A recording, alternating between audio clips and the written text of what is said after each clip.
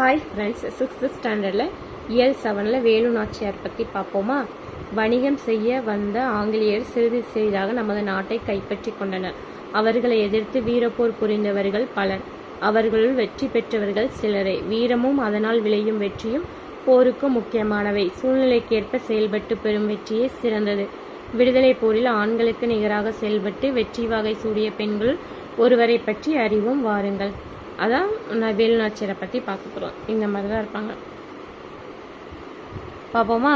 ராமநாதபுரத்தை ஆட்சி செய்த செல்லமுத்து மன்னரின் ஒரே மகள் தான் வேலு நாச்சியார். வேலு நாச்சியாரோட அப்பா பேர் என்னது? செல்லமுத்து. அவங்க என்ன பகுதி ஆட்சி செஞ்சாங்க? ராமநாதபுரம். தாய்மொழியாக தமிழ் மட்டுமல்லாமல் இங்கிலீஷ், ஆங்கிலம், பிரெஞ்சு, உருது ஆகிய மொழிகளும் சிறப்பாக கற்றுக்கொண்டார். அப்போ அவங்க கற்றறிந்த மொழிகள் எல்லாம் என்னது? தமிழ், ஆங்கிலம், பிரெஞ்சு, உருது. சிலம்பு, குதிரையேற்றம், வால்போர், வில் பயிற்சி ஆகியவை முறையாக கற்றுக்கொண்டார். எனது சிலம்பம், குதிரையேற்றம், வால்போர், வில் பயிற்சி. சிவகங்கை மன்னர் முத்துவடுகநாதரை மணந்து மகிழ்ச்சியோடு வாழ்ந்து வந்தார். யாரை மேரேஜ் பண்ணாங்க? முத்துவடுகநாதர். அவங்க சிவகங்கையோட மன்னர். அவங்க ராமநாதபுரம், இவங்க சிவகங்கை. காளையார் கோவிலில் நடைபெற்ற போரில் முத்துவடுகநாதர் ஆங்கிலேயரால் நயவஞ்சமாக கொல்லப்பட்டார். வேலு நாச்சியார் ஆங்கிலேயரை வென்று சிவகங்கை மீட்க உறுதி பூண்டார். திண்டுக்கல் கோட்டையில் தங்கி ஒரு படையை திரட்டி பயிற்சி அளித்தார். இப்போ வேலு நாச்சியாரோட ஹஸ்பண்ட் பேர் என்னன்னு கேட்டாங்கன்னா முத்துவடுகநாதர். அவர் எந்த பகுதியை ஆட்சி செஞ்சார்? சிவகங்கை மன்னர் தான். அவர் சிவகங்கை தான் ஆட்சி புரிஞ்சார். அவர் எங்கே இறந்தார்னா காளையார் கோவிலில் ஒரு போரில். அப்புறம் இவங்க எங்கே போய் அடைக்கலம் பூண்டாங்கன்னா திண்டுக்கல் கோட்டையில். 8 வருஷத்துக்கு பின்னாடி 8 வருஷமாக திண்டுக்கல் கோட்டையில் இருந்திருப்பாங்க, பயிற்சி பெற்றிருப்பாங்க. திண்டுக்கல் கோட்டையில் ஆலோசனை கூட்டம் ஒன்று நடந்து கொண்டிருந்தது. கூட்டத்தின் நடுவே வீரமங்கை வேலு நாச்சியார் அமர்ந்திருந்தார். அவரை சுற்றி அமைச்சர் தாண்டவராயர். அவருடைய அமைச்சர் யாருன்னா தாண்டவராயர். தளபதி யாருன்னா பெரிய மருது, சின்ன மருது மற்றும் குறுநில மன்னர்களும் இருந்திருக்காங்க. வேலு நாச்சியார் என்ன சொல்றாருன்னா, நாம் சிவகங்கையிலிருந்து 8 ஆண்டுகள் ஆகிவிட்டன என்று வேலு நாச்சியார் கவலை நிறைந்த குரலில் அந்த கூட்டத்தில் சொல்லியிருக்காங்க. அதுக்கு கவலைப்படாதீர்கள், தாண்டவராயர் அமைச்சர் என்ன சொல்லியிருக்காங்கன்னா, கவலைப்படாதீர்கள் அரசியாரை, நாம் சிவகங்கை மீட்கும் நாள் நெருங்கிவிட்டதுன்னு சொல்லியிருக்காங்க. அந்த இனிய நாளை தான் நானும் அவளோடு எதிர்பார்த்து கொண்டிருக்கிறேன் வேலு நாச்சியார் சொன்னாங்க. அப்போது வெளியே பெரும் ஆரவாரம் கேட்டது. மைசூரிலிருந்து ஹைதர் அலி அனுப்பிய படை வந்துவிட்டது என நினைக்கிறேன் அப்படின்னு வேலு நாச்சியார் சொல்லியிருக்காங்க. எங்க? மைசூர்லேருந்து ஹைதர் அலி அனுப்பிய படை வந்துவிட்டது. அப்போது அறையின் வாயிலில் வீரன் ஒருவன் வந்து நின்றான். அரசியாருக்கு வணக்கம், மைசூரிலிருந்து 5000 குதிரைப்படை வீரர்கள் வந்துள்ளனர் என்றான். அப்படியா? மகிழ்ச்சி, அவர்களை ஓய்வெடுக்க சொல், நான் பிறகு பார்க்கிறேன் என்றார் வேலு நாச்சியார். வீரன் வெளியேறினார். யாரோட படை? மைசூரிலிருந்து ஹைதர் அலியோட படை. ஹைதர் அலி உறுதியாக படை அனுப்புவார் என்று முன்பே எனக்கு தெரியும் அரசியாரே என்று தாண்டவராயர் சொல்கிறார். இதனால் அப்படி சொல்கிறீர்கள்? நாம் இருவரும் ஹைதர் அலியை சந்திக்க மைசூர் சென்றோம் அல்லவா? அப்போது தாங்கள் அவரிடம் உருது மொழியில் பேசினீர்கள். என்ன மொழி? உருது மொழி.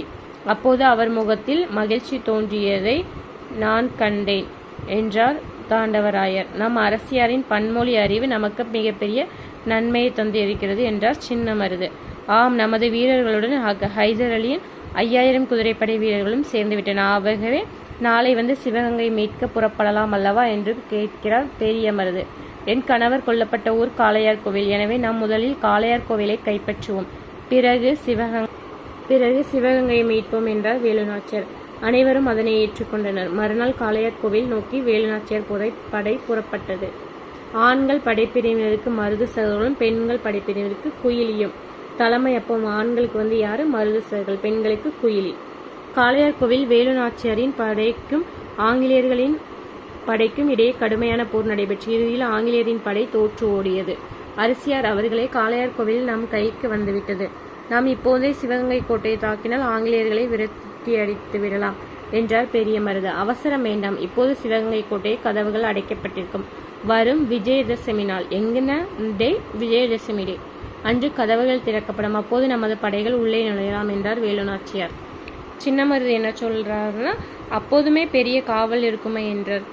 விஜயதசமி நாளில் கோட்டைக்குள் செல்வதற்கு பெண்களுக்கு மட்டுமே அனுமதி உண்டு. நமது பெண்கள் படைப்பிரிவினர் கூடைகளில் பூட்கள், பழங்கள் ஆகியவற்றில் ஆயுதங்களை மறைத்துக் கொண்டு கோட்டைக்குள் செல்லட்டும். உள்ளே அவர்கள் தாக்குதலை தொடங்கியதும் நமது ஆண்கள் படைப்பிரிவினர் கோட்டைக்குள் நுழைந்து தாக்கட்டும். ஆங்கிலேயரை விரட்டி அடித்து விடலாம் அப்படின்னு வேலு நாச்சியார் சொல்லியிருக்காங்க. அப்படியே செய்யலாம் அரசியாரை. இன்னும் ஒரு செய்தி, தங்களை காட்டிக் கொடுக்குமாறு உடையாள் என்னும் பெண்ணை ஆங்கிலேயர்கள் வற்புறுத்தினார்களாம்.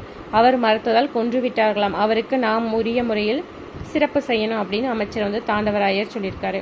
அவருக்கு ஒரு நடுகள் நடுவதற்காக ஏற்பாடு செய்யுங்கள் அமைச்சரே, அவரது பெருமையை எல்லோரும் அறிந்து கொள்ளட்டும் என்கிறார் வேலுநாச்சியார். அப்படியே செய்வோம் என்றார் அமைச்சர். விஜயதசமிக்கு முதல் நாள் சிவகங்கை நோக்கி புறப்பட்டது. படை வழியில் அந்த படம் வந்து புறப்பட்டிருக்கு. வழியில் உடையாளுக்காக நடப்பட்ட நடுகள் முன்பு குதிரையிலிருந்து இறங்கினார். வேலுநாச்சியார் தாம் வைத்திருந்த தாலியை எடுத்து அந்த நடுகளுக்கு காணிக்கையாக செலுத்தி வழங்கினார். அருகில் நின்ற வீரர்கள் உடையாள் புகழ் ஓங்குக என்று முழக்கமிட்டனர். படை வந்து மறுநாள் காலை சிவகங்கை அடைந்தது. அரசியாரை, நான் நமது பெண்கள் படைப்பிரிவுடன் மாறுவேடத்தில் உள்ளே செல்கிறேன். உள்ளே சென்றதும் அங்குள்ள ஆயுத கிடங்குக்கு எப்படியாவது தீ வைத்து விடுகிறேன். தீ எறிவது தெரிந்ததும் நம் படை உள்ளே நுழையட்டும் என்று கூறினார் குயிலி. அப்படியே ஆகட்டும் என்றார் வேலுநாச்சியார். குயிலியும் பெண்கள் படையினரும் கோட்டைக்குள் சென்றனர். சிறிது நேரம் கோட்டைக்குள் பெரும் கூச்சல் எழுந்தது. உள்ளே உயரமாக தீ எறிவது தெரிந்தது. நமது படை உள்ளே நுழையட்டும் என்று ஆணையிட்டார் வேலுநாச்சியார். படை வீரர்கள் கோட்டைக்குள் பாய்ந்து சென்றனர். ஆங்கிலேயரின் படையுடன் கடுமையாக போரிட்டனர். இறுதியில் ஆங்கில படை தோல்வியடைந்து கோட்டையை விட்டு ஓடியது. வெற்றி வெற்றி என்று முழக்கப்பட்டனர் வீரர்கள். இந்த வெற்றிக்கு காரணமான குயிலி எங்கே என்று கேட்டார் வேலுநாச்சியார். குயிலி தம் உடலில் தீ வைத்துக் கொண்டு ஆயுத கிடங்குகளுக்குள் குதித்து விட்டார் என வீரர்கள் கூறினார்கள். குயிலி தம் உயிரை தந்து நம் நாட்டை மீட்டுக் கொடுத்திருக்கிறார். அவரது துணிவுக்கும் தியாகத்திற்கும் வீரத்திற்கும் தலைவணங்குகிறேன் என்று உணர்ச்சி பெருக்கோடு கூறினார் வேலுநாச்சியார். இந்த இதுல எதனால சிவகங்கை மீட்கப்பட்டதுன்னு கொடுத்திருக்காங்க. வேலுநாச்சியாரோட வீரம், மருது சகோதரர்களோட ஆற்றல், ஹைதர் அலியோட உதவி, குயிலியோட தியாகமும் இணைந்ததால் சிவகங்கை மீட்கப்பட்டது அப்படின்னு சொல்றாங்க. இந்த பாக்ஸ்ல என்ன கொடுத்திருக்காங்கன்னு பார்ப்போமா. வேலுநாச்சியாரோட காலம் வந்து 1730 டு 96. 30ல் பிறந்திருக்காங்க, 96ல் இறந்திருக்காங்க. வேலுநாச்சியார் சிவகங்கை மீட்ட ஆண்டு வந்து 1780. ஜான்சி ராணிக்கு முன்பே ஆங்கிலேயரை எதிர்த்து வீரப்போர் புரிந்தவர் வேலுநாச்சியார். ஜான்சி ராணிக்கு முன்பே ஆங்கிலேயரை எதிர்த்து வீரப்போர் புரிந்தவர் வேலுநாச்சியார்.